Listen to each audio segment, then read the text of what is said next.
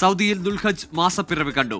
June 6 വെള്ളിയാഴ്ച Oman ഉൾപ്പെടെയുള്ള Gulf രാജ്യങ്ങളിൽ ബലിപെരുന്നാൾ ആഘോഷിക്കും. ജൂൺ 4 മുതൽ 9 വരെയാണ് ഹജ്ജ് കർമ്മങ്ങൾ. ജൂൺ 5 അറഫ സംഗമം.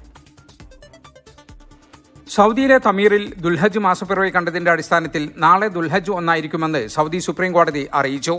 സൗദിക്ക് പുറമെ ഒമാൻ ഉൾപ്പെടെ എല്ലാ ഗൾഫ് രാജ്യങ്ങളും ജൂൺ 6 വെള്ളിയാഴ്ച ബലിപെരുന്നാൾ ആഘോഷിക്കും. ജൂൺ 4 ഹജ്ജ് കർമ്മങ്ങൾ ആരംഭിക്കുക. ജൂൺ 5 വ്യാഴാഴ്ചയാണ് ഹജ്ജിന്റെ ഏറ്റവും പ്രധാന കർമ്മമായ അറഫ സംഗമം. ജൂൺ 9 തിങ്കളാഴ്ച ഹജ്ജ് കർമ്മങ്ങൾ അവസാനിക്കും. ബലിപെരുന്നാളിനെ വരവേൽക്കാനുള്ള ഒരുക്കത്തിലാണ് ഗൾഫ് രാജ്യങ്ങൾ. ലോകത്തിന്റെ വിവിധ ഭാഗങ്ങളിൽ നിന്നും ഹജ്ജ് തീർത്ഥാടകർ മക്കയിലെത്തിക്കൊണ്ടിരിക്കുകയാണ്. 12 ലക്ഷത്തോളം വിദേശ തീർത്ഥാടകർ ഇതിനകം സൗദിയിലെത്തി.